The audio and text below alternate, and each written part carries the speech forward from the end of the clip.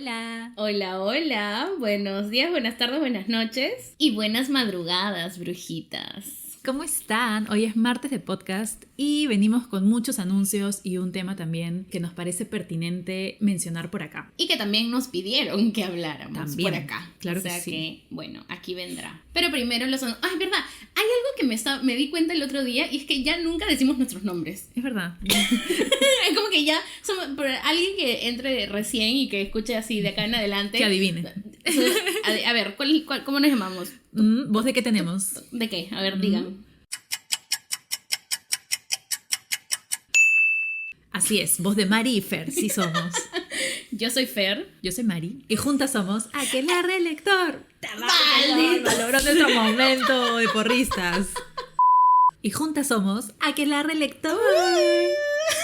Y bueno, este viernes empieza la FIL. Sí, empezamos con los anuncios más prontos.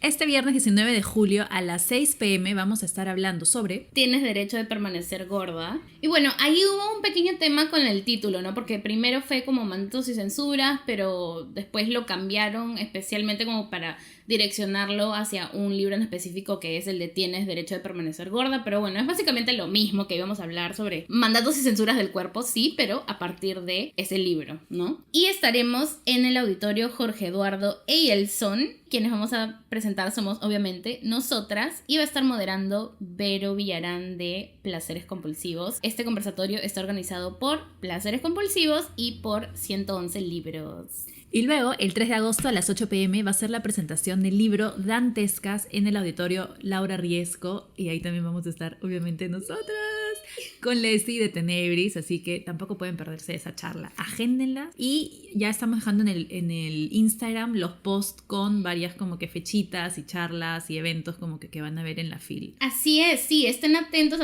porfis, a esos posts. Hasta el momento, bueno, ya deben estar 3 publicados. La primera, segunda y tercera mañana. parte. Ajá. Primero las escritoras que más así nos llaman la atención. Y luego también está en el resto del cronograma por día, más o menos, las que nos parecen a nosotras como más interesantes, más relevantes, para que puedan chequear ahí la listita curada y puedan enterarse de las actividades y puedan ir porque están de verdad bien chéveres. Y bueno, recordarles que este mes de julio no hay club de lectura, descansamos y retomamos en agosto con Chamanes Eléctricos en la Fiesta del Sol de Mónica Ojeda. Yeah. Si quieren unirse, solo nos mandan un mensajito para que se puedan unir al club de Telegram y listo. ¿Qué más? Bueno, ahí tenemos Patreon, pueden unirse también. Ajá, y bueno, seguirnos siempre en Instagram como Aquelarre Lector _, acá por Spotify, déjenos sus 5 estrellitas.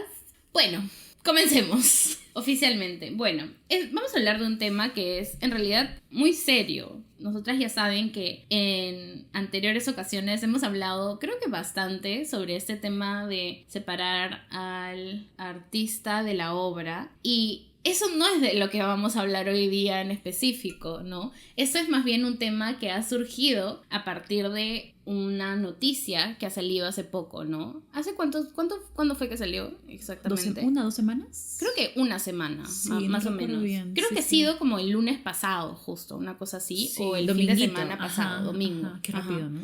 La cosa es que la información que ha salido sobre Alice Munro, ¿no? Que de hecho falleció ella hace ya pocos días, más de un mes. Y bueno, básicamente el tema es que sale un ensayo de la hija, ¿no? Que es Andrea, hablando cómo ella fue abusada de niña, ¿no? Desde los 9 años. ¿Por quién? Por el esposo de su madre, Alice Munro. Y acá el tema es que Alice Munro sabía que su esposo abusaba sexualmente de su hija menor a los 9 años y Alice decidió más bien quedarse callada y quedarse con el hombre que abusaba de su hija. Y se quedó con él hasta el día de la muerte del hombre en el 2013, me parece. Parece ser que el problema en todo esto es el hecho de que Alice era una figura muy querida de la literatura canadiense, ¿no? Ella sabía, su biógrafo lo sabía, incluso gente de la comunidad literaria canadiense lo sabía, y todos decidieron quedarse callados. La cosa es que, o sea,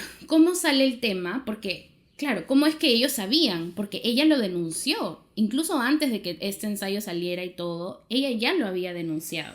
Lo que cuenta Andrea es que ya en sus 20s, ¿no? O sea, ella ya grande, le cuenta a su madre, le cuenta a partir, de hecho, de una historia. O sea, ella un día estaba hablando con su mamá le contó sobre cuento que ella había leído, que le había parecido muy interesante, sobre una chica que se suicidó porque su padrastro la había abusado sexualmente de ella. Y fue como que lo que Alice Munro le preguntó era ¿por qué no le dijo nunca a su madre? Y fue como que tan preciso, ¿no? Entonces la mujer, o sea, la hija Andrea, a partir de esto fue que ella dijo, le voy a contar a mi madre, ¿no? Le escribió una carta, creo, así fue como se lo contó. Pero bueno, la reacción no fue para nada lo que había estado esperando, especialmente viniendo de una mujer como Alice Munro, que es alguien que escribe sobre estas situaciones. O sea, ha escrito incluso sobre situaciones muy similares a las que ha pasado su hija, ¿no? Eso es lo que choca bastante, ¿no? Lo que sucede es que una vez que la hija le cuenta, Alice le contesta que le había dicho, básicamente, ya era muy tarde, ¿no? Ya le había dicho todo muy tarde, que ella ya lo amaba demasiado y que en todo caso ese no era problema suyo o culpa suya, sino de la cultura misógina.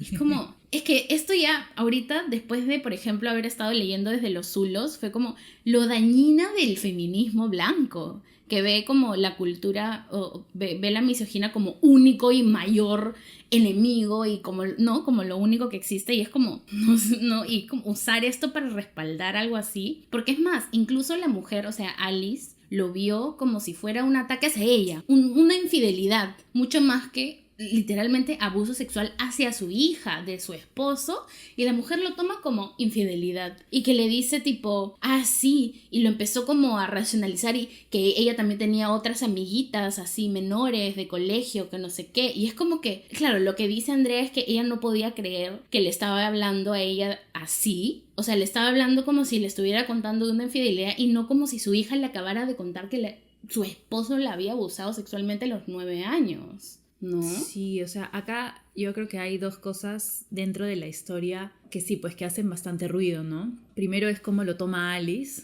que sí, efectivamente lo toma como una infidelidad, como una traición, tanto del esposo como de la hija. Se impacta un montón, creo que se llega a mudar, deja claro. ¿cómo se llamaba? Fleming, ¿no? Fleming, sí. Deja a Fleming, pero de ahí regresa con él, ¿no? Sí. Y justo yo lo que había estado viendo en algunas entrevistas es que Alice, ella se autopercibía como mamá, no como una madre clásica que iba a sacrificar su felicidad por sus hijos. Así se autodenominaba ella. Y luego también siempre decía que su hija, para esto Andrea era la tercera, no era la menor.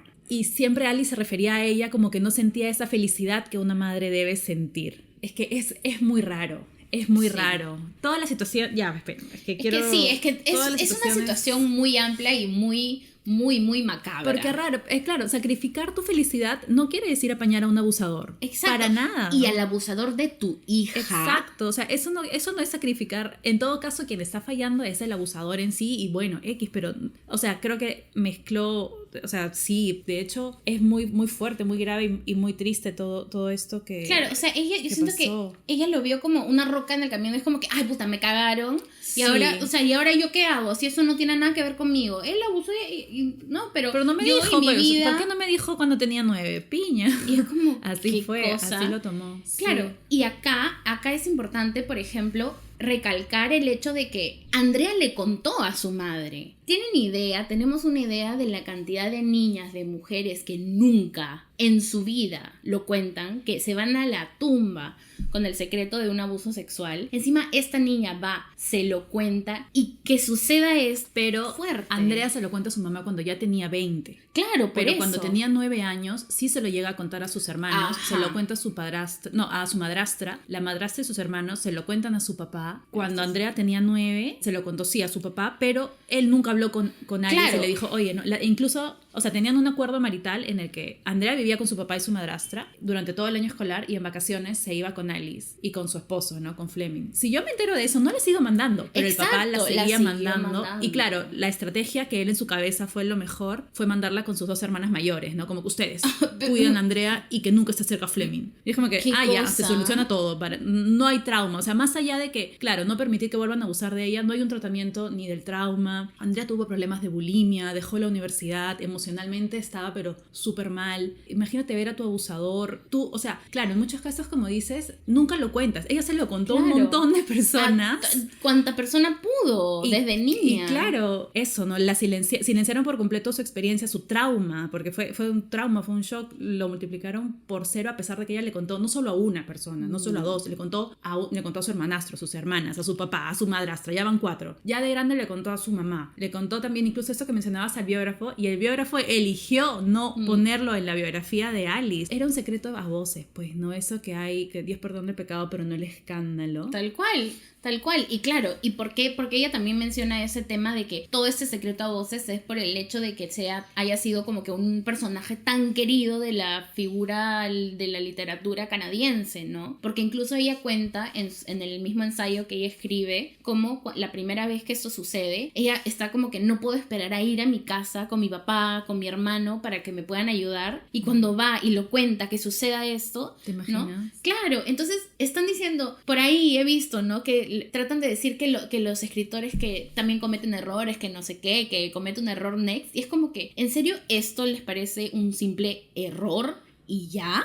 Ya va más allá de ser un error o no, no es apañar un sistema que no defiende a las víctimas. Ese es el problema. Un error es, no sé, pues no pagar tus, ¿cómo se llama? Tributos, estas cosas. Ya, que igual está súper mal todo, pero bueno, no hay una persona vulnerada, ¿no? O un error incluso como los que hemos hablado de Guadalupe Nettel, de Cristina Rivera Garza, que se puede resarcir y que pueden decir, como ya hemos dicho antes, ¿no? La cagué, no sé qué. Sí, hice mal, hice tal cosa mal, ya no lo quiero hasta hacer. Ser un divo, hasta tener actitudes de divo, de ay, no, que hasta eso puedo considerarlo un error y como que bueno, cuestionable, pero es un error, ¿no? Pero eso, ¿cuál es el problema ahora? Para mí, personalmente. Alice Munro era una autora que yo quería leer porque ganó el Nobel y por todo, ¿no? Entonces, ¿cómo sigue ahora este tema, no? ¿Leerla o no leerla? Y ahí viene todas estas preguntas que vienen detrás, ¿no? ¿Por qué leerla o no leerla sería más importante que todo lo que ha causado en su hija, ¿no? Porque hay gente, pero también se me vienen más preguntas. Hay un montón de personas pidiendo que se le retire el Nobel, que se le quiten. Entonces, claro, me suenan muchas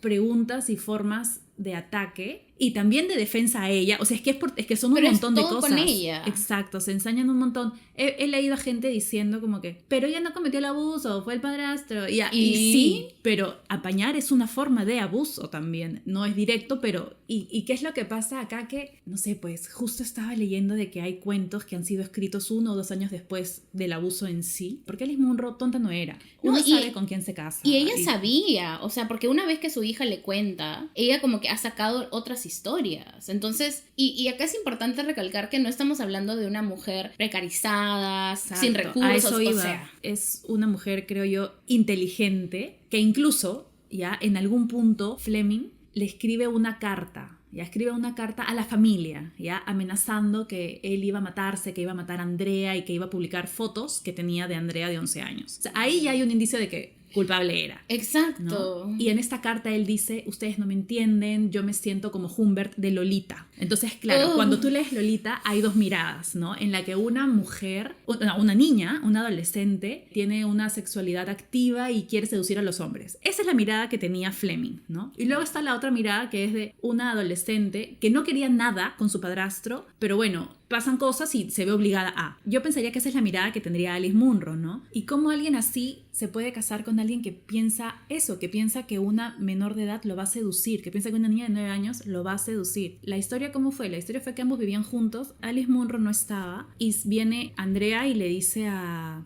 Fleming, oye, ¿puedo dormir acá en la cama de mi mamá? Porque ambos dormían tipo que en camas separadas, entiendo, pero estaban juntas. Raro, pero eran 2 camas que estaban juntitas. Y Fleming le dice, sí, claro, échate. Andrea se duerme y ahí es donde empieza él a abusar de ella. Y claro, según él, ella vino, exacto, me sedujo. Y es como una niña de 9 años.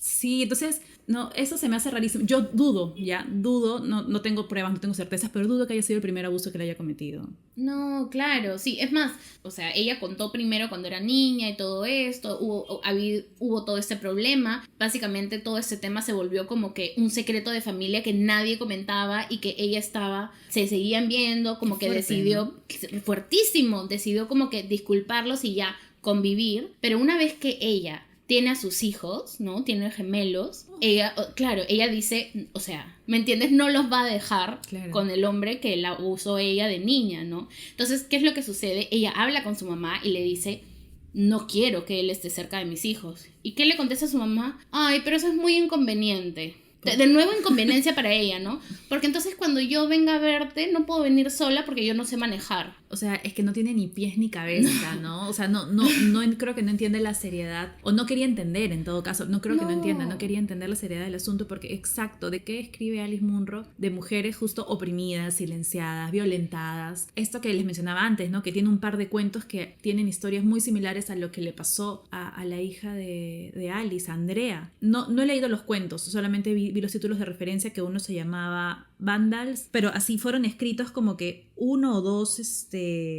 años después del abuso, con las similitudes de que ambas niñas estaban dormidas, de que era el padrastro la figura que cometía el abuso. ¿De dónde salen estas similitudes tan exactas también, no? Claro, y lo peor es que de alguna forma en los cuentos, si tú los lees sin saber el contexto, claro, la historia como que puede tratar de jugarse justamente con la opresión femenina y con la confusión de estos sentimientos tras un abuso en el lado infantil, porque es tu familia. Pero una vez que lo lees, creo yo, tras el contexto, ya se pone todo turbio. O sea, ya la historia se pone turbia. Es ella tratando de excusar a su esposo. ¿Por qué? Porque una niña entrando a la adolescencia se confunde y no tiene... Ya, entonces...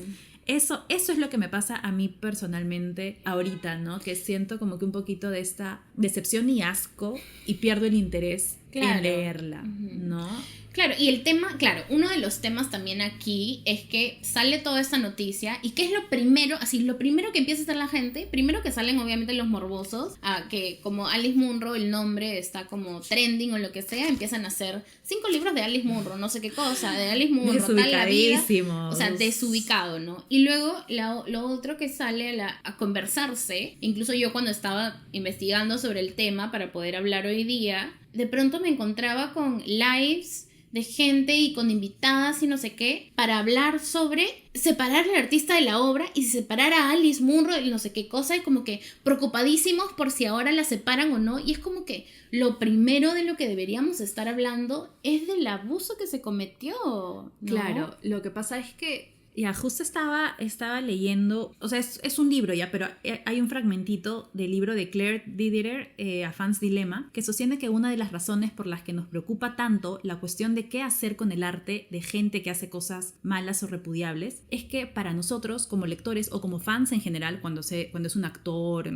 o alguien X, alguien que admiramos, es como una especie de práctica para la verdadera pregunta, que es, ¿qué es lo malo de amar a alguien que hace algo terrible? Sí, hizo algo terrible, pero el problema es que nosotros lo seguimos amando. O sea, el amor no se va porque alguien comete un acto repudiable. O sea, claro, sí, lo puedes separar de tu vida, lo puedes hacer lo que sea, pero el amor está ahí. Claro. Entonces, el tema es que como personas que admiramos, queremos o algo, a alguien, nos interesa saber qué haríamos con el arte de estos artistas, porque la verdadera pregunta es, ¿qué haríamos si alguien que nosotros amamos, de nuestra familia, nuestro entorno, amigos, pareja, padres, hijos, cometieran esto? Claro. ¿Qué haríamos? Claro. Entonces ahí vienen las posturas, ¿no? Hay gente que te va a decir, no, yo no separo porque, claro, las cosas buenas que hizo alguien no le quitan nada. Y hay gente que te dirá, sí, soy más tajante. Y aún así, esto que sirve como práctica no tiene nada que ver con cómo uno actúa en la vida real, porque a veces uno puede pensar, sí, yo soy súper tajante, y en la vida real terminamos como Alice Munro. O sea, que yo creo que eso es algo que ella misma en su literatura defiende, estas posturas de que sí, la venganza, la mujer, que no sé qué, el silencio, pero no pudo pasarlo en su día a día, en su realidad con su pareja. O sea, su pareja...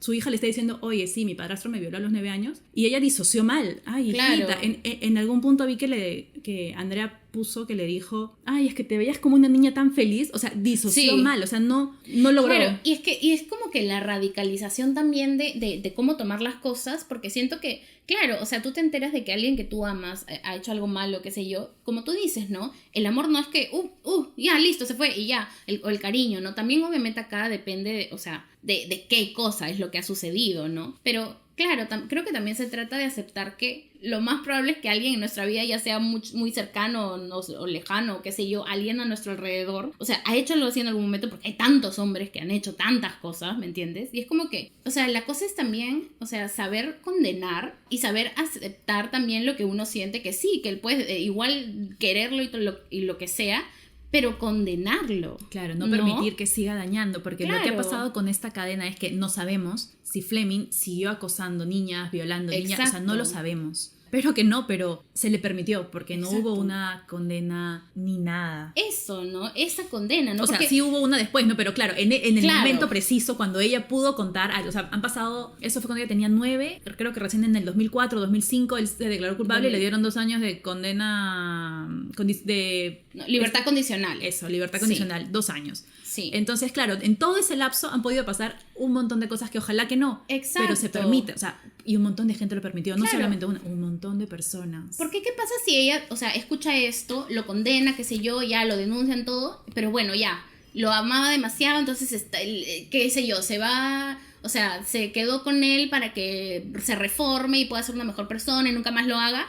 Bueno, ahí, o sea, supongo que es la decisión de cada quien, ¿no? Pero la cosa es condenar estos actos para que no sucedan a nadie más. Al final, si ella se quedaba con él, era cosa de ella, pero una vez que ya estaba condenado y que se asegure de que no sucedan estas cosas, como que eso es lo más importante, ¿no? Al final ya lo que cada uno haga personalmente que no le afecta a nadie más, ¿qué vas a hacer? ¿No? Claro. Esto ya, o sea, porque tenemos que hablar de estas cosas. Pero bueno, ya. Claro, tú dices, ¿qué es lo que sucede? Sí tuvo libertad condicional. Lo que pasa es que ella ya en sus 20s, en el 2005, Andrea ve un artículo que había escrito Alice. Un artículo donde elogios por montones y no sé qué cosa al hombre, a Fremling, y luego habla de sus hijas, dice cómo se llevaba súper bien con las 3 hijas y con ella y no sé qué, y claro, Andrea ve esto, ella ya había cortado comunicación con su madre después de que tuvo a sus gemelos y le dijo, tipo, no los vas a ver cerca a tu esposo, y después leer una cosa así, o sea, simplemente se llenó de rabia.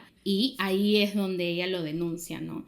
Lo denuncia, se declara culpable, está en 2 años de libertad condicional y ya, pues no, porque incluso, o sea, ella cuenta que, claro, el abuso fue durante muchos años, pero mágicamente cuando ella ya es adolescente, el interés ya no estaba. Qué horrible. Y es como, claro, o sea, un claro pedófilo, pues, ¿no? Que la gente tenía que saber que él era pedófilo desde antes, para que no se acerque, para que no tuviera acceso a más niños, a más niñas. Sí, no. Claro, y lo más alarmante es que, claro, él cuando, no sé si antes o después de cumplir la condena, escribe una carta pidiendo disculpas, pero no a Andrea por haber cometido abuso, sino ya en su misma máquina donde él era Humbert y Andrea era Lolita, le escribe una carta a Alice, perdóname por haberte engañado. O sea, o sea, ambos se creyeron la película, no sé si intencionalmente o no, o el cinismo, qué sé yo, de que sí, pues ella fue quien se metió en la relación. Es que es muy creepy y veo a personas cuestionando a Andrea, que eso también es algo que me perturba un poco, como, pero si es verdad, ¿por qué seguía visitando a su mamá? Pero si es verdad, ¿por qué no dijo nada antes? ¿Por qué esperó a que se muriera para que Alice no pudiera defenderse?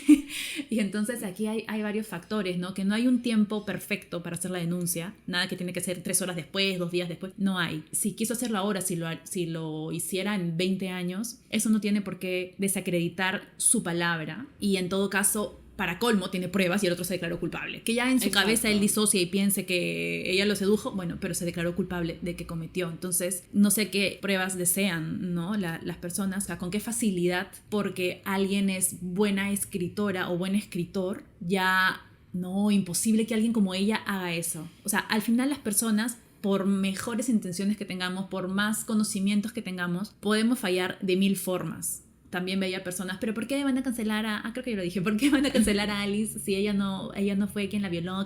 Claro. Pero siguió permitiendo el abuso, lo permitió. Exacto. No apoyó, no. Y lo tomó como estamos diciendo, como si fuera una infidelidad. Sí, y como tú dices, disoció en su cabeza y escribió, ay, mi esposo hermoso, y mis 3, ¿qué cosa? Fue? ¿No? O sea, no había ni vergüenza, ¿no? No, es que, y por último ya, ¿sabes? En su mente retorcida de que la niña sí la haya seducido y se haya metido y no sé qué cosa, es como que estamos hablando de una persona adulta. ¿Quién es el responsable en esa situación? ¿El hombre adulto o la niña de 9 años? No, pues para ellos claramente la niña de 9 años. O sea, bueno. esa es la parte fuerte, ¿no? Entonces, bueno, sí nos preguntaron en Instagram cuál era nuestra posición Sí. a todo esto. Es que sí tenemos una posición. Por supuesto. Condenar las acciones, ¿no? Condenar sí. y saberlas. O sea, Sí. la cosa, porque claro, eso es lo que dice Andrea, ¿no? ¿Por qué ella sale a decirlo al fin? Porque claro, su madre se muere recién y todo de nuevo. Son elogios y cosas increíbles y la biografía y todo increíble y la mujer, un ángel la mujer prácticamente. Claro. Y lo que ella quería, lo único que ella quiere es que, ya bueno, que digan todo lo que tengan que decir, todo lo bueno de su literatura, todo bien, pero que sepan también eso, claro. Que esté ahí. Y eso creo que es lo que nosotras siempre decimos, ¿no? Al final cada quien va a decidir si seguir leyendo a alguien que ha cometido algún tipo de, ya sea o error o abuso o lo que sea, cada quien, pero que los hechos estén, que la gente lo sepa, que sepan que Neruda era un abusador, ¿me entiendes? Que sepan que García Márquez escribió en su biografía sobre un abuso, ¿me entiendes? Que se sepan esas cosas, que estén ahí, que sea información pública. Ya después lo demás, cada quien verá con sus propias morales, con sus propias decisiones, especialmente hablando de personas muertas, creo yo, ¿no? Porque es un tema muy aparte cuando hablamos de gente viva, que J.K. Rowling, por ejemplo, cada libro que compra, sí, es plata, es dinero que va a ella y a hacerla muchísimo más multimillonaria, ¿no? Cuando ya estamos hablando de alguien muerto, como que yo pienso que son discusiones distintas, por el hecho de que literalmente les beneficias cuando están vivos, tipo, directamente, ¿no? Claro, igual, por ejemplo, todo el dinero de Munro, ¿a quién va? Va también, me imagino, a sus hijas. Claro. Entonces, ¿cómo lo repartan? ¿Cómo lo destinen? Que también es algo que se cuestiona bastante. Ya, por ejemplo, eso me hace acordar mucho al caso de Elvis Presley y de su hija. Ya, cuando la mamá sacó el libro, Priscila, decía que Elvis la había violado prácticamente, ¿no? Que ella era menor de edad, o sea, que era chiquilla y que no fueron las cosas tan románticas ni tan bonitas y que ella se dio cuenta de eso grande. Y claro, es tener a la hija negando eso, no, mi papá no haría eso, que sí, que no, y tienes a la gente de dos bandos, ¿no? A la gente primero atacándola, a la hija, pero ¿por qué no defiendes a tu mamá, bla, bla, bla? Y a otra gente diciendo, claro, es que ella vive de la herencia. Entonces, más allá de eso, es una situación difícil, claro. Porque claro, es reconocer que tu papá, lo que hablábamos, ¿no? Alguien a quien tú amas, por más que ha cometido algo malo, no puedes dejar de amarlo y ya ahí entra el trabajo de conciencia de uno, si lo quiere aceptar, no, si lo vas a negar, cada quien. Pero no es una situación tan sencilla, supongo, pero lo mismo es con las hijas, ¿no? Sí, pero va a recibir la herencia. Que no. Y es como una que, cosa obviamente, no quita la otra, ¿no? Si Alice, por último, la dejó como beneficiaria, si ella quiere recibirlo, donarlo, dejarlo...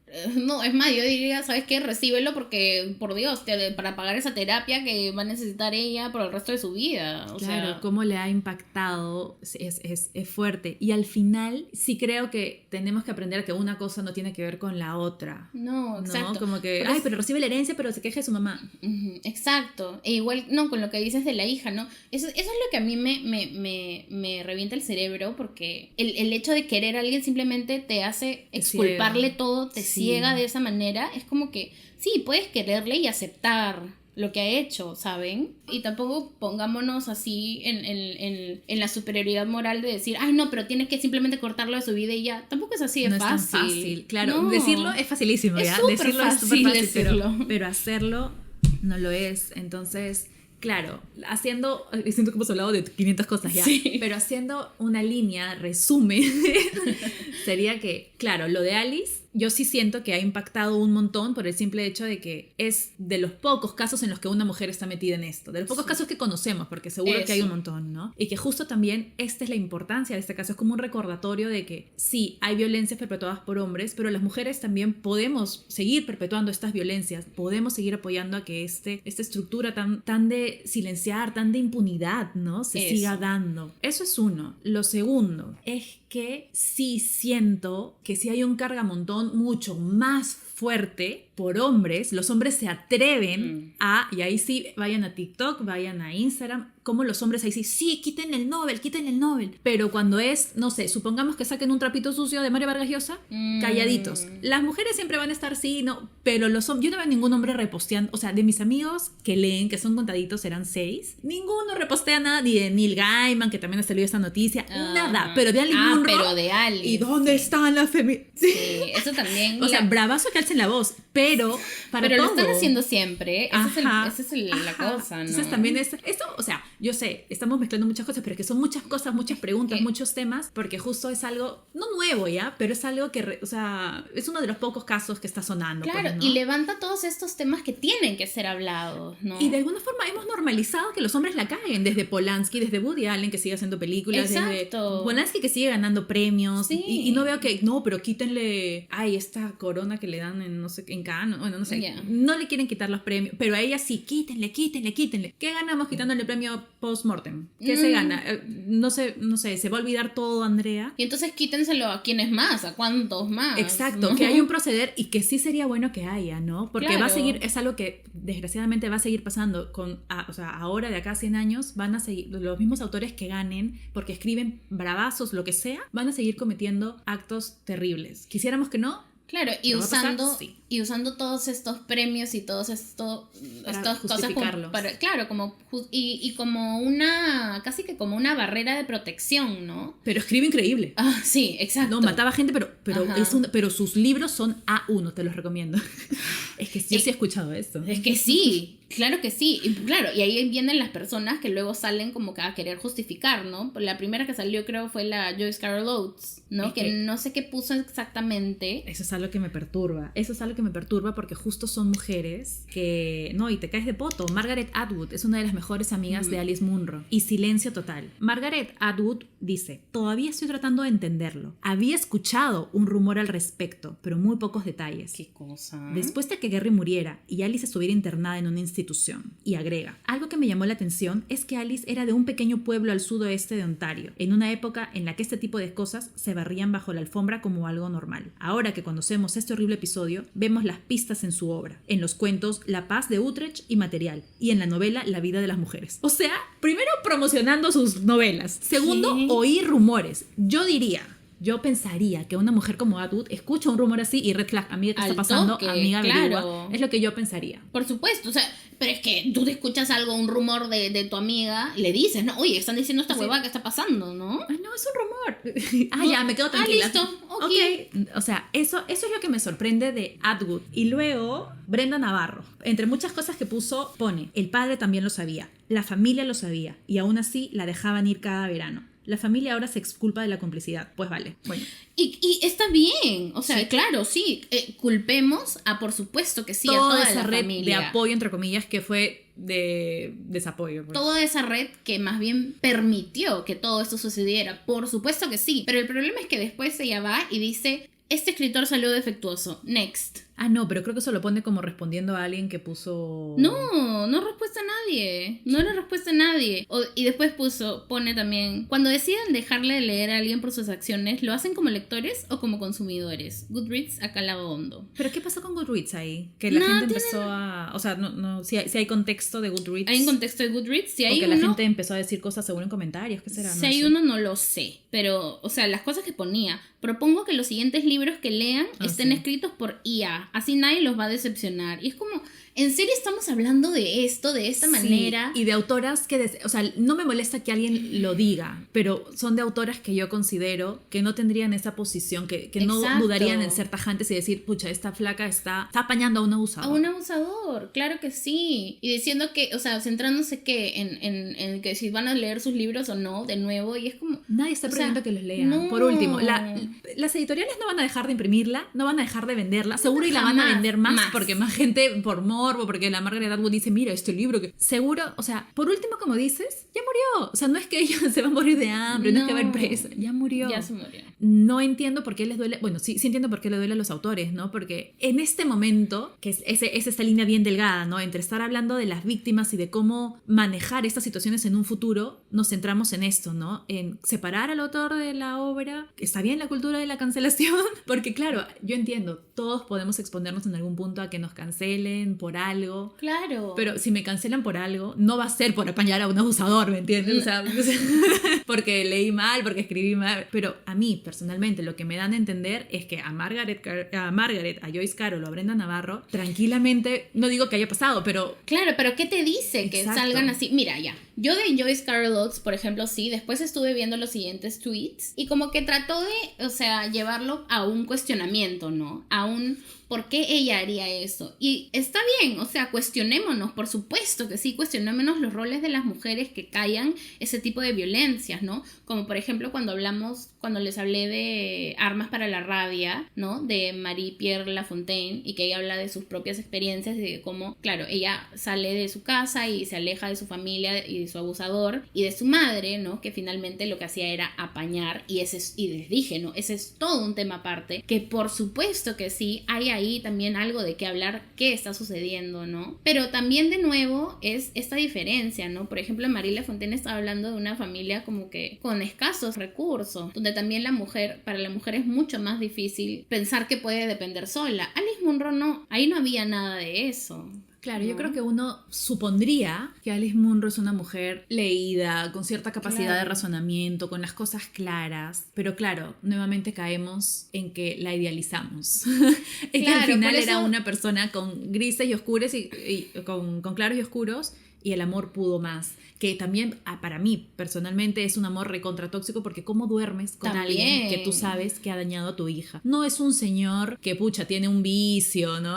Por último, que igual expliqué eso, pero, o sea, no es que, ay, hipotequé la casa jugando ludópata. O por último, ya, te sacó la vuelta, pero con un mayor de edad, qué sé yo. No que violó, no que abusó a tu hija. A tu hija. O sea, a mí me hace pensar que al final, eso, lo que creo que en algún episodio hemos hablado, y que es una de mis metas en la vida, dejar de idealizar autoras, porque al final también son personas que sí, la van a fregar, sí, pero hay niveles y hay cosas que yo digo, a mi parecer, ya van más allá de...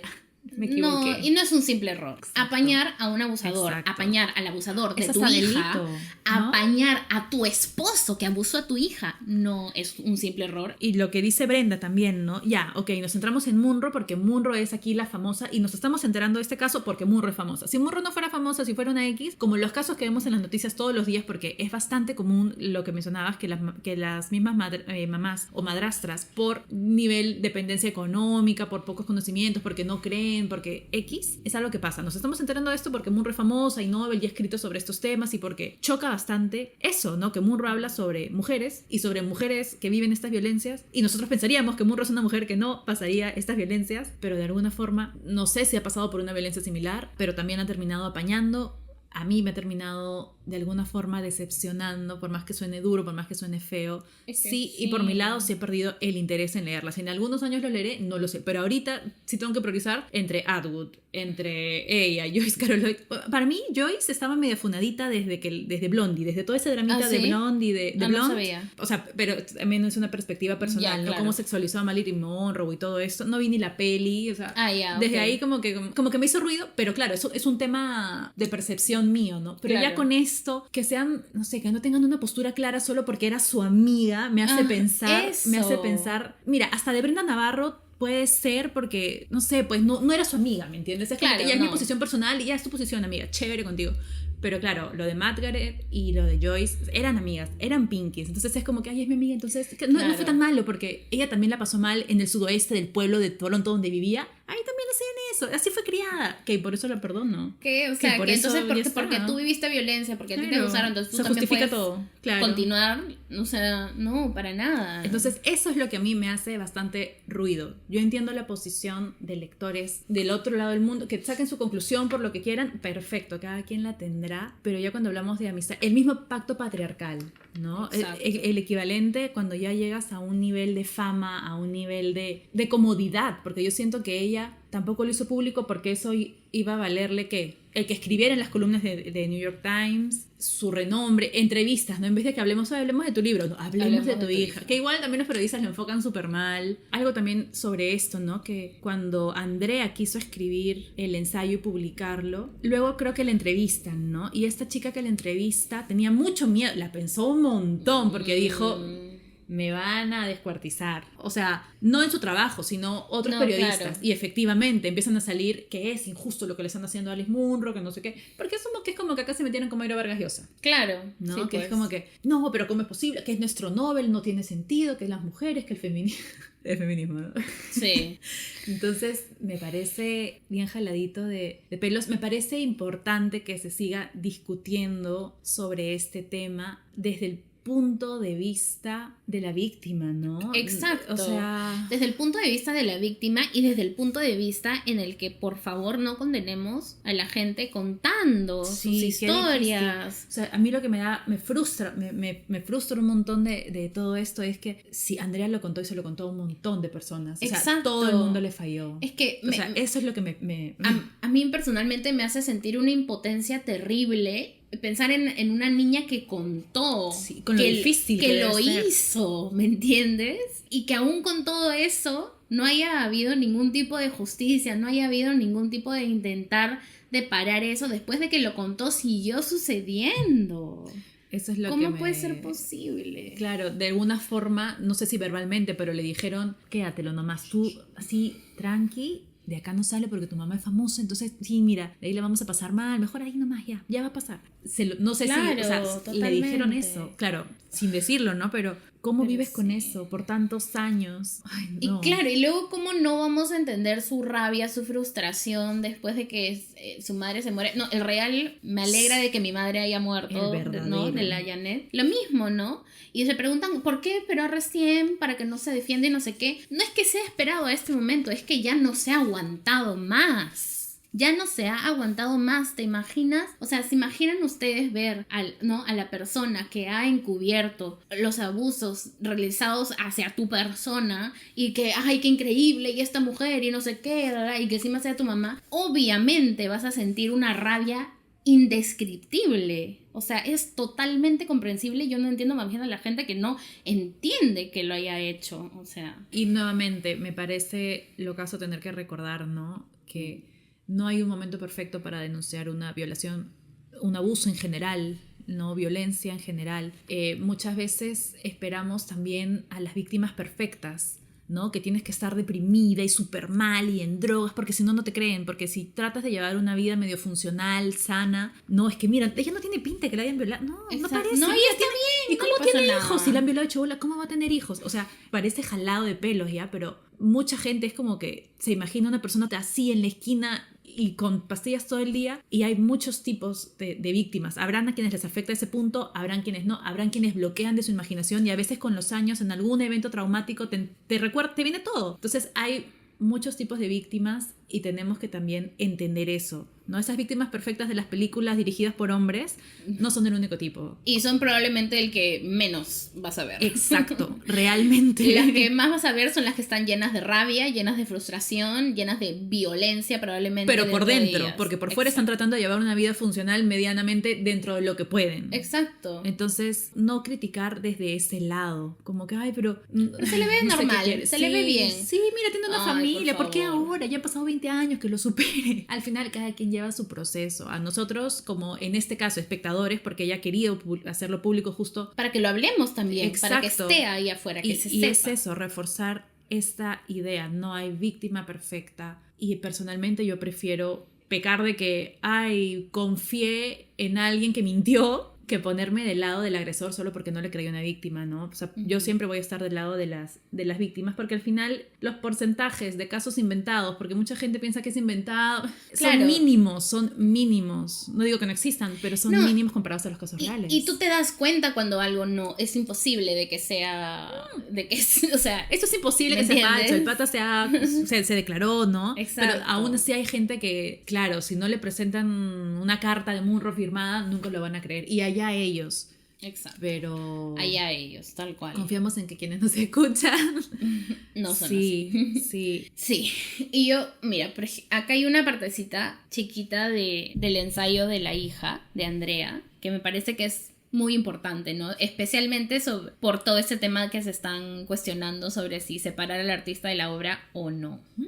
Ella dice, y yo quería contar mi historia, ser parte de las historias que se cuentan sobre mi madre. Ya no quería ver otra entrevista más, biografía o evento que no se conflictuara con la realidad de lo que me pasó a mí y con el hecho de que mi madre, confrontada con la verdad de lo que sucedió, decidió quedarse y proteger a mi abusador. Y ahí está la respuesta, ¿no? Creo que ahí está la respuesta a lo que están más interesados en preguntarse. Y es que si los separan o no, si los leen o no, no importa. Tener los hechos y que estos estén adheridos a todo lo demás, eso es lo importante. Que esté ahí, que se sepa y ya la gente hace con esa información lo que mejor decida. Claro, conocer a quién lees, conocer a quién ves, conocer a quién te gusta, ¿no? Es como una relación. Tú antes de enamorarte de alguien lo conoces y ya tú sabes a qué te vas metiendo, ¿no? Igual Exacto. es con nuestros autores favoritos y lectores favoritos. Y también creo que es un precedente importante para los que hacen biografías. Este precedente Total. es importante.